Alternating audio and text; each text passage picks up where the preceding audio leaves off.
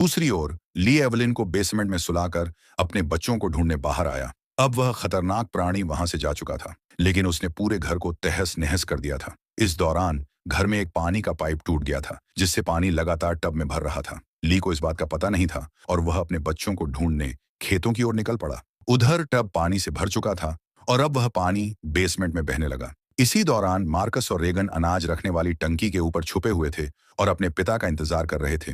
ली भी जी जान से उन्हें ढूंढने में लगा था। कुछ देर बाद एवलिन अचानक नींद से जागी। उसने देखा कि पूरा बेसमेंट पानी से भर चुका था। ऊपर से झरने की तरह पानी नीचे आ रहा था। उसी वक्त एवलिन की नजर अपने बच्चे के बक्से पर पड़ी। बक्सा खुला हुआ था, लेकिन वहां से बच्चे की कोई आवाज नहीं आ रही थी। एवलिन घबरा गई। वह तुरंत उठने लगी। तभी उसकी नजर एक अंधेरे कोने में गई। वहां एक खौफनाक प्राणी बैठा था, जो कुछ खा रहा था। यह देखकर एवलिन के होश उड़ गए। अपनी जान की परवाह किए बिना वह फौरन बक्से की ओर भागी। अब बेसमेंट में कमर तक पानी भर चुका था। तभी वह खौफनाक प्राणी भी पानी में उतर आया। एवलिन ने घबराकर बक्से के अंदर झांका। उसका बच्चा सही सलामत था। खुशकिस्मती से बच्चे ने कोई आवाज नहीं की थी, जिस वजह से उसकी जान बच गई थी। एवलिन बच्चे को लेकर एक कोने में चुपचाप खड़ी हो गई, लेकिन वह खतरनाक प्राणी मौत बनकर उसके आसपास मंडरा रहा था। अगर बच्चे के मुंह से जरा भी आवाज निकलती तो उनकी मौत पक्की थी।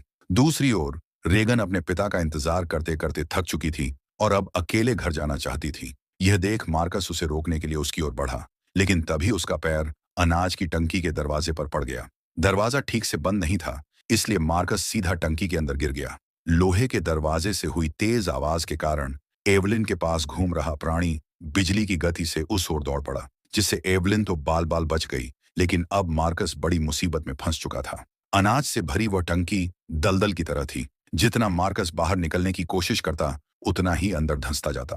तभी टंकी का एक दरवाजा टूटकर उसके पास गिरा, जिससे वह और ज्यादा फंस गया। दरवाजे के गिरने की आवाज सुनकर वह खतरनाक प्राणी भी गोली की तरह टंकी की ओर दौड़ पड़ा। खेतों से गुजरते हुए उसे टंकी की ओर भागते देख ली को भी समझ आ गया कि उसके बच्चे वहां हैं। इधर मार्कस की जान खतरे में देखकर रेगन भी टंकी के अंदर कूद गई और उसने दरवाजे को मार्कस की ओर खिसका दिया। मार्कस ने दरवाजे का सहारा लेकर खुद को बाहर निकाल लिया, लेकिन दुर्भाग्य से रेगन पूरी तरह मक्के में डूब गई। मार्कस ने जल्दी से अनाज में हाथ डालकर रेगन को ढूंढा और पूरी ताकत लगाकर उसे बाहर खींच लिया। हालांकि वे दोनों एक मुसीबत से तो बच गए, लेकिन टंकी के अंदर हुए इतने शोर के बाद अब उस एलियन से बचना नामुमकिन था। अगले ही पल वह खौफनाक प्राणी टंकी के अंदर कूद पड़ा।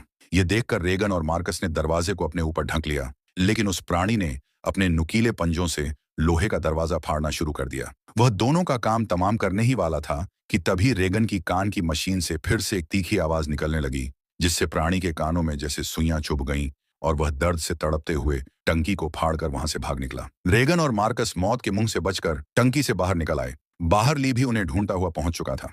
अपने बच्चों को सुरक्षित देखकर ली को राहत मिली।